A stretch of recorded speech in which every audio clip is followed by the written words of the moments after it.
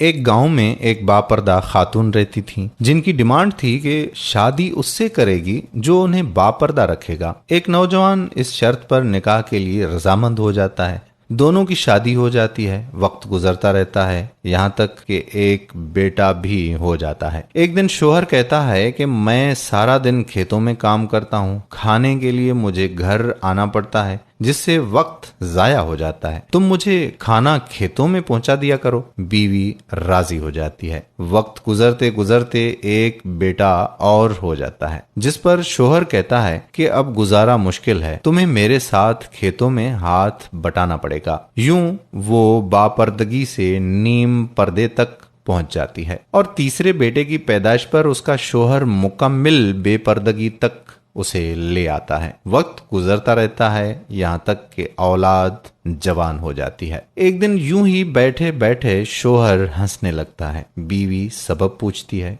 तो कहता है कि बड़ा तू पर्दा पर्दा करती थी, आखिरकार तेरा पर्दा खत्म हो गया ना। क्या फर्क पड़ा पर्दे और बेपर्दगी का? जिंदगी तो अब भी वैसी ही गुजर रही है। वो बोलने लगी कि तुम साथ वाले कमरे में छुप जाओ, मैं तुम्हें पर्दे और बेपर्दगी का फर्क समझाती हूँ। शोहर कमरे में छुप जाता है। औरत अपने बाल बिखेरे रोना पीटना शुरू कर देती है। पहले बड़ा बेटा आता है, रोने का सबब पूछता है। कहती है कि तेरे बाप ने मारा है।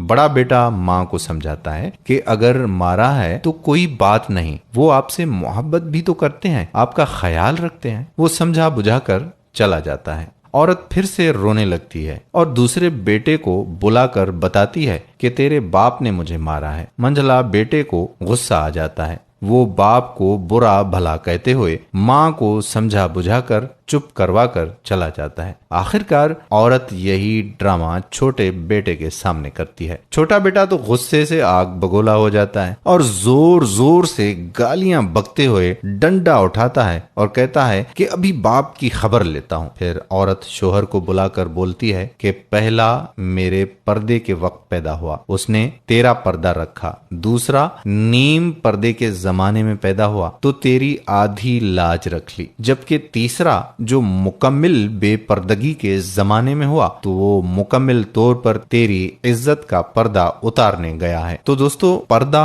औरत का फितरी तकाजा है जो खालिक मर्दो जन की तरफ से कायदा भी है, मर्दो जन की तरफ से कायदा भी है। हमारी आज की औरतें बेपर्दा घूमने की शौकीन हैं, पर्दा करना ऐब समझती हैं। लेकिन अगर आप बापर्दा रहेंगी तो औलादें भी आपकी ऐसी पैदा होंगी। अब चॉइस आपके हाथ में है। उम्मीद करता हूं कि हमारी आज की ये वीडियो आपको जरूर पसंद आई होगी और अगर किसी को ये बात बुरी लगी हो तो उससे हाथ जोड़कर मुआजरत चाहते हैं। उम्मीद करता हूं कि इस वीडियो को आप ज्यादा से ज्यादा अपनी माओं, बहनों और बेटियों के साथ जरूर शेयर करेंगे। जज़ाकल्लाह खैरा। आने वाली वीडियो तक कादिर कल्होड़ो को इजाजत दीजिए।